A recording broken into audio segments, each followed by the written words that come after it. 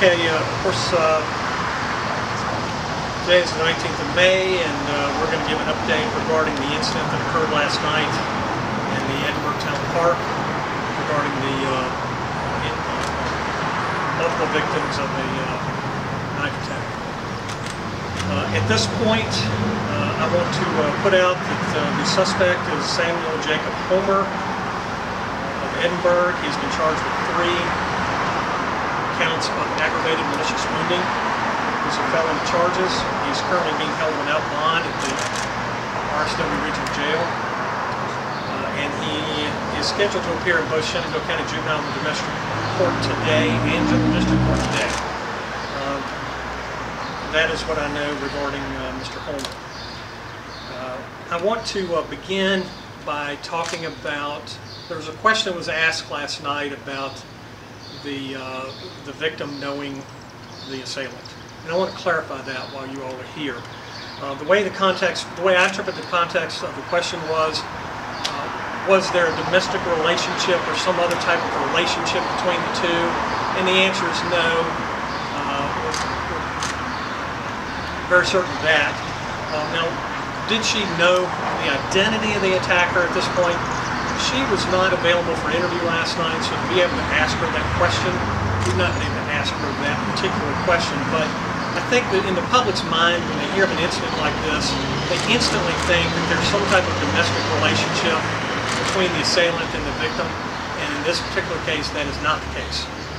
So I want to be clear about how I answered that question last night. Again, the victim was unable for an interview last night. This is an ongoing investigation, so we still have interviews to conduct with regard to the victims. So we have not completed our investigation.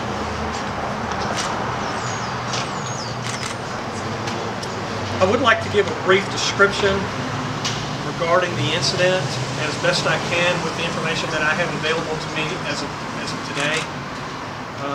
We received a call again at 7:56 p.m. last night, and our deputy assigned to the town of Edinburg was the initial responder, and he responded with at 7:57 p.m. My understanding, and again, we're still involved in this investigation, but my understanding about the events that occurred, the 27-year-old victim had brought her children to the park. The assailant and approached the 5-year-old victim and confronted the 5-year-old victim and then attacked the 5-year-old victim. When the 27-year-old mother of this child saw this encounter, she then interceded, and then the assailant then turned his aggression to the 27-year-old victim. The mother had a 1-year-old infant with her. So when you again trying to process how the 1-year-old was injured, she had the 1-year-old with her, carrying the 1-year-old. The assailant turned his aggression to the 27-year-old victim. She was, and by the way, the 5-year-old victim sustained non-life-threatening wounds to the head and neck area and say upper extremities, arms. The 27-year-old victim sustained multiple knife wounds, stabbing and laceration wounds to her upper body, various parts of her upper body. And the 1-year-old sustained a knife wound to the 1-year-old's head. All the victims were female. I would like to comment that with regard to the condition of the victims, the mother was airlifted to Winchester Medical Center, and as the last information I have, she is in stable condition at the ICU unit of the Winchester Medical Center. The 5-year-old and the 1-year-old, again, received non-life-threatening injuries. They were taken to Shenandoah Memorial Hospital where they were treated there last night. I think I think I should also mention with regard to our victim and the way the call was handled. The victim, in my opinion, displayed incredible courage and a presence of mind during this incident. Not only did she intercede and fend off the attacker to the 5-year-old and then become the victim of her own event. At some point, the attacker turned his aggression from her to, there were other people in the park, okay? Now, he didn't attack anyone else in the park, but he turned his attention away from her. And when he turned his attention away from her, it is our understanding that he discarded the knife, and our 27-year-old victim had the presence of mind to take the knife and put it in a trash receptacle.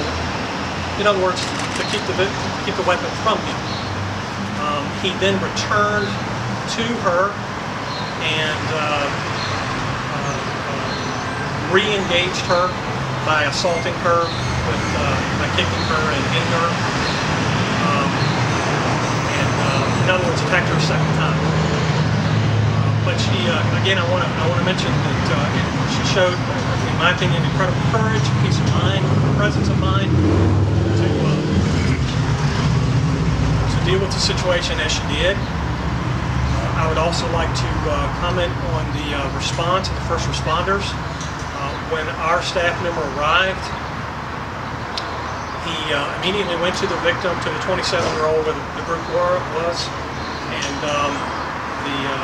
as he was tending to the victim, she identified her assailant before she became unresponsive. He then placed the suspect or the assailant in custody, and but by her again, her presence of mind, providing that information, that was extremely helpful. And with regard to the staff member making this rapid assessment and placing the guy in custody right away, that was the only person involved in this incident that was a threat. Was this one assailant. I also want to mention the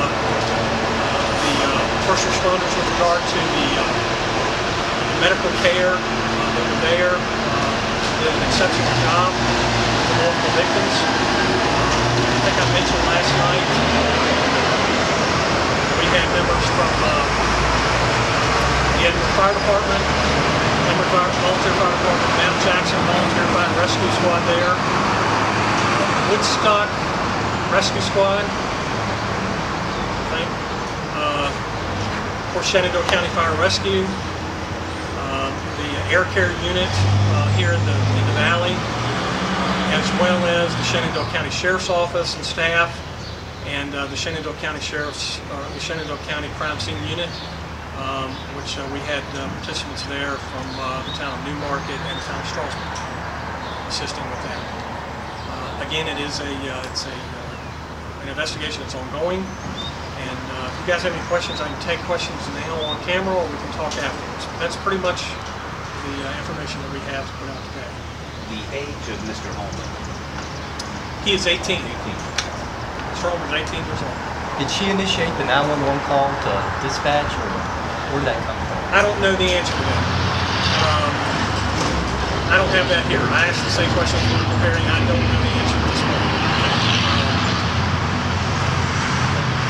You all typically have somebody work Edinburg every evening? Or? Well, yes, we do. We have a relationship with them. We had an Edinburg officer on duty during this event or incident, and the coverage there is, of course, it's based on their call volume and the activity that they have with regard to the calls.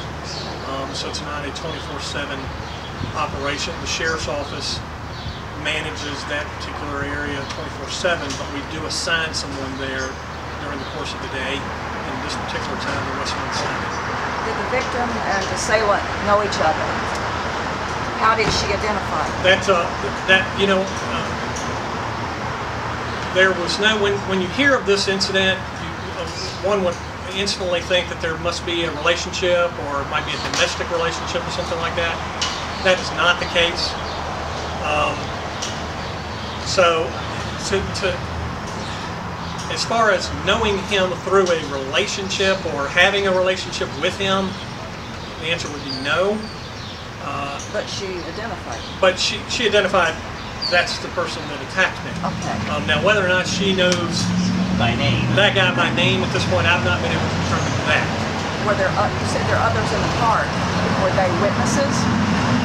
Yes, we did interview witnesses last night. There were we were able to get some witness statements. At this point, do you know if Mr. Homer has any kind of mental illness or substance abuse issues? I am aware of some mental health issues. I don't have any detailed information, and it's basically been third-party information at this point, so I don't have enough to speak on that. It's just basically just peripheral information that I've been able to get. Do you have any idea why he might have done this? I do have detailed information with regard to some of the statements last night, but we wouldn't release that at this point. Can you describe the area of the park where this happened at? Well, it was, I think, I'm trying to get my bearings correct. It was on the, near the pool. Yeah, on the east side of the pool near the playground, in that area. Oh, okay. I didn't realize the playground area over there. Does she live near there? Did Yes. they just like walk or did Yes, the question was, does she live near there? Yes. She lived near there. Yes. Is there anything else you can add about the circumstances surrounding the arrest of the suspect? I can't add anything. We did collect physical evidence last night that support the victim's statement and support the witness statements. But we're not going to release that at this point. We do have additional information. Can you say whether or not he resisted or? No, he was taken into arrest, under arrest without incident. There's no fight between him. He was taken into arrest actually by the same officer that was tending to the victim, the initial responding officer. He was still at the scene. Do you have the knife or whatever was used to stab him? We don't release details of what physical evidence we collect, but again, the victim did have the presence of mind. Once he turned his aggression from her to some other people that were there, to take that knife and then drop and put it in a trash receptacle. But we don't release what physical evidence we collect. Does the suspect have any kind of prior criminal record that you know of? I am not aware of it. You said he'd be in court today. Do you know approximately what time that will be? I'm looking back in the back to see the time of his court appearance today. I would imagine it would be early, guys. I don't have the time. Okay. And that would be primarily for bond. What time did you all clear the scene out there this morning? I don't have the exact time. I was, the last information I had, last contact I had was right around midnight. They were still on scene. That's when the determination was made with regard to these charges. I would like to be clear about the charges. Our Commonwealth's attorney was also on scene, and of course the three charges are based on consultation with her and the evidence collected at the scene. And it's my understanding she's going to review, once she has all the details of the incident, she'll review, make sure if there's any additional charges that need to be placed, or if the ones that we've placed need to be changed or enhanced or what have you. So it's still ongoing. But they were there at least at midnight, and I would imagine, a couple hours after that. How many personnel did you all have out there last night? I would say there was at least 10 with the crime scene unit. There's probably another, I'd say 8 or 9 patrol staff. We had some auxiliary staff that also participated. They come to major events like this. They were there to assist. So I would say, in the neighborhood of between 15. you identify the victim at this point? I could, we are not. It's not our policy to identify victims of crime. So Those are the only children she had with her that were victims. But we're not they're- releasing. There were other people there, but to say if she had other children there, I don't know the answer to that.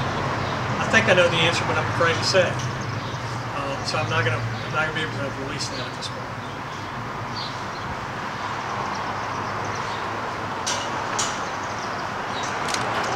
Anything else? Good. Guys, I'll be here today.